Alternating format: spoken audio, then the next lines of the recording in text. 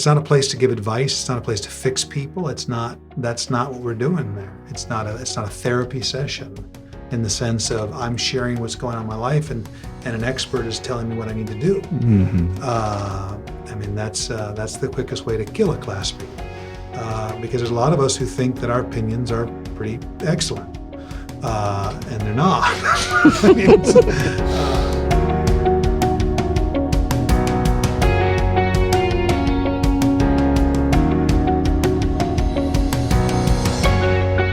Welcome, everyone, to podcast number 244, Renew Your Mind. With us today, we have Pastor Jeremy Touroo. We have our family and youth director, also our praise band leader, Jordan Kettlewell. We have our very special guest, Shane Chellis, Pastor Shane Chellis, and myself, Dana, as the moderator. The last podcast, we were talking about class meetings, and of course, we had a whole podcast offline. But our topic is how to lead a class meeting. I'll just throw it out there. We wanted to know how to start a class meeting, but say we found 6 or 8 people that we want to start a class meeting with. How do you figure out who the leader is and what kind of, what does this leader need to do? I know, way too many questions. Well, I suppose it's going to be different for different contexts, but I think, let's just say in the church, I would want a recognized leader as the leader to start with, but with the understanding that as we have that initial group, you start with 8 people, then you have potentially 8 leaders that are being. That are. I think every leader. Point, yeah. Every leader has to be doing that. You have to be. You're leading a class meeting with the awareness of who are the 2, 3, 4 other leaders that are bearing the fruits of being able to do that. So in a church context, I think you have the discernment of your leadership team, your pastoral team, to be enabled, and then with the group to identify some of that stuff.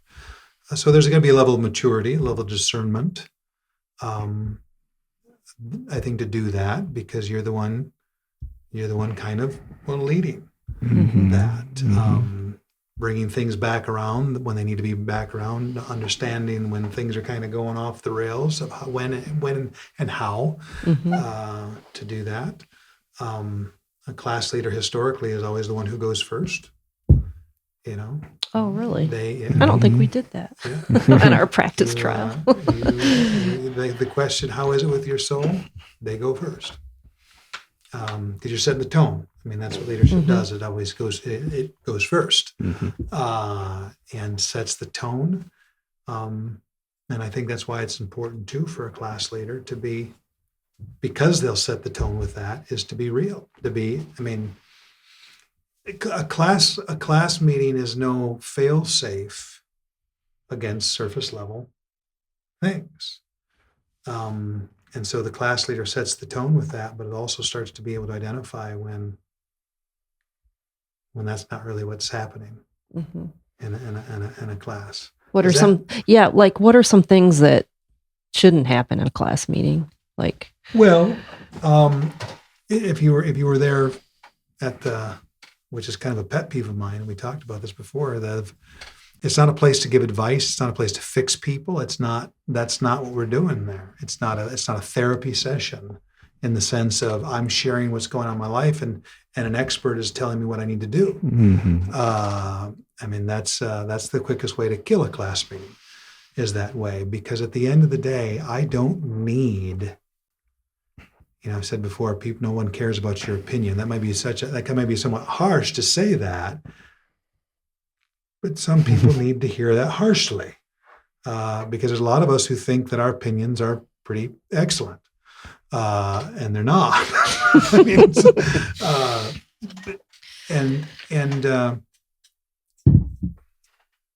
And so that shouldn't be happening. We're sharing our own heart, and we're learning to listen to one another. Mm-hmm. That's crucial. The learning to listen, to hear, not the listening to respond. That's a big difference. Because when I start to actually hear what somebody's saying, not even just what they're saying, but what's behind what they're saying, and that takes listening. You got to be able to listen. When we listen to respond, which is how unfortunately too many conversations operate like that, I'm kind of checked out from what you're actually saying because I'm thinking about how I'm going to respond when you're talking. Yeah. That's so ego-centered is what that is. Yeah. But yet so often our conversations operate like that. And it's a back and forth. Well, I did this. Well, I did this. Well, I did this. And we're cohabitating with our own experiences rather than entering into one another's. Mm-hmm. There's a part of me that makes me want to cry just even talking about that. Mm-hmm. And I think it's because at the core,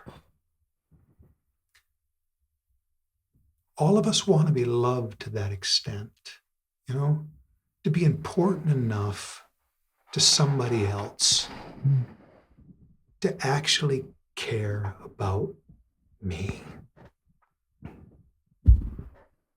Not me being a springboard to their experiences, right, to their ideas, right, or their opinions. We want to be known. It's exactly it. And as we're known, still loved in that place. Yep. Now and gives that beautiful picture. I think it says this. All of us want to be known, and in being fully known, loved. Yes. And our greatest fear is to be fully known and rejected, and that's why we hide from ourselves. We hide, we hold back, we don't share what's really going on because we don't know if I do this, how you're going to respond. And to be able to actually hear what's going on with somebody's heart, they're able to be honest about that, even if it's ugly, and have a willingness when I know, and you know, when somebody's listening to what you're saying, hearing and entering, you know it. And when somebody's just buying their time to when you're done talking so they can talk. Now.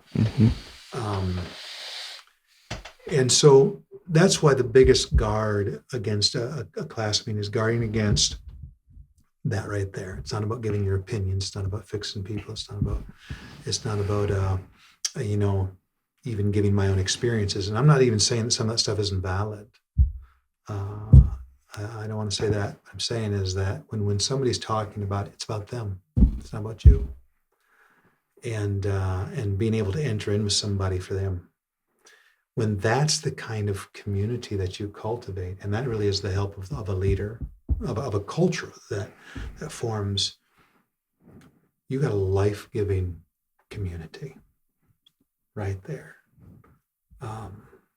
Because the greatest thing, when I'm free enough to be able to stop worrying about me and stop thinking about me and talking about me, that's real freedom. I won't tell a story now, but St. Francis of Assisi has a marvelous story on true freedom, true joy. True joy comes from being free from oneself. And because when I'm free from myself, then I can love. Yes. Then I can really love you. Because it's not always got an anchor in me.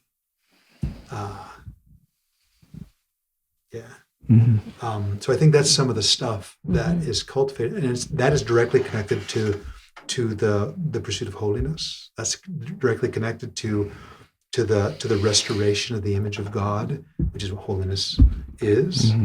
And formation. And it's not all perfect. It's not all perfect because you're going to have people who really have a hard time not talking about themselves.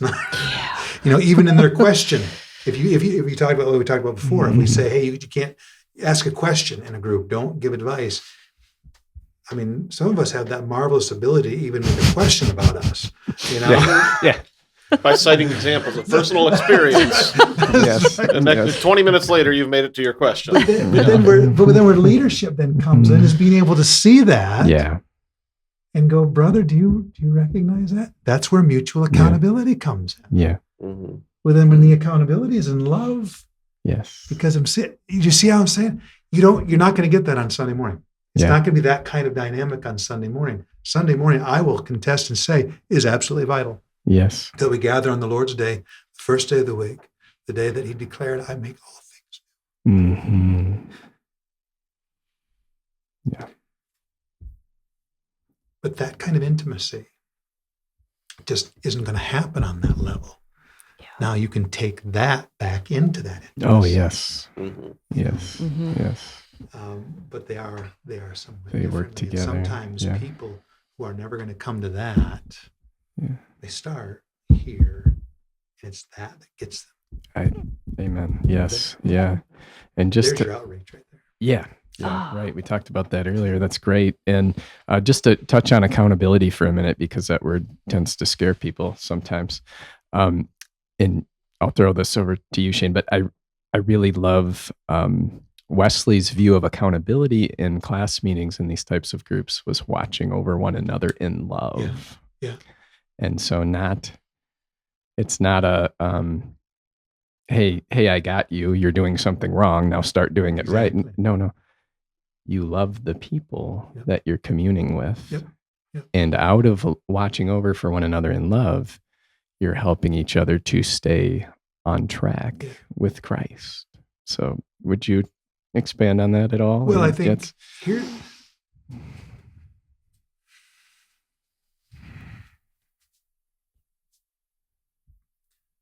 if I know that I'm loved,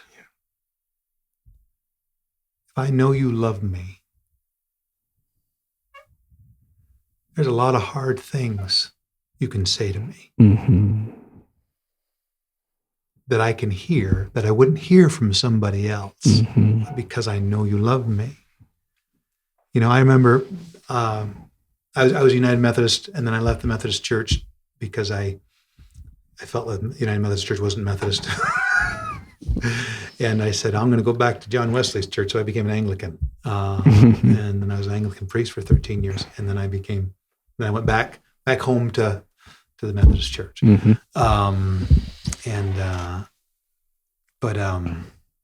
My bishop who ordained me, Bishop Roger Ames, such a godly man. You know, I had issues. You know, I had the stuff with my dad, my earthly father. There's a lot of garbage there, a lot of baggage that we carry, and they affect how we look at men and affect how we look at authority and relationships and different dynamics that come out of that. And I used to say, after just walking with Bishop Roger for a number of years and how he spoke into my life, I used to say of him, I said I'd follow that man to the end of the earth. Mm. And the reason I'd follow them to the end of the earth and listen to everything he had to say because I knew he loved me. Yeah. And there was a couple times when he had opportunity to pounce on me and I needed pouncing on. He didn't pounce on me he corrected, but he spoke truth to me in such a fatherly way. Mm-hmm. Right? And I think there's the core. If I know you love me, if I know you don't have any ulterior motive, Mm-hmm. and I know you're in it not for you, then I can listen to a whole lot of things, and you can even fillet me. If I need fillet, and I'll hear it from you because I know you love me. I remember when I was at the Rescue Commission, I'm thinking of a guy right now. I mean, I was yelling at the dude in my office, and in some very colorful language at that time was telling him that he was being an idiot, and he was being an idiot, and I would tell him he was being an idiot, and I also remember I was the only one in that building who could told him that, Mm. and then we cried together. Mm. And I hugged him. I love you, brother. And he heard it and he received it from me hard. And I was railing him that day. I wouldn't do that with everybody, but I had to do it. But I did with him. But he knew I loved him. Yeah. He knew I loved him. Mm-hmm. And I think there's the issue there, watching over one another in love. Mm-hmm. There are going to be times we need to say a hard word to somebody. But when it's coming from love, Mm-hmm. even the hard word is a word that brings life. Yeah. Faithful are the wounds of a friend, Mm-hmm. the scripture says, Mm-hmm. right? Wounds, hurts, but it's from a friend. Therefore, it's faithful. There's a grace in it. So I don't know if that speaks. Yes. Yes. Yeah, perfectly. Yeah, thank you. Mm-hmm. Thank you, Shane. Mm-hmm. I feel like we need to end that podcast right there. So thank you, everyone, for joining us. We come to you from the Gaylord Methodist Church. We have 3 different services, 2 on Sunday, a 9 a.m. traditional, and at 10:45 we have a contemporary service. Every second and fourth Wednesday we have an Encountering God service as well, more question-answer format. We'd love to have you join us in person, but if you can't, you can hear us via Facebook or YouTube. And if you have any questions, just Google us. Just thank you, everybody around the table today, and we'll be back here next week. Thanks, everyone, for listening.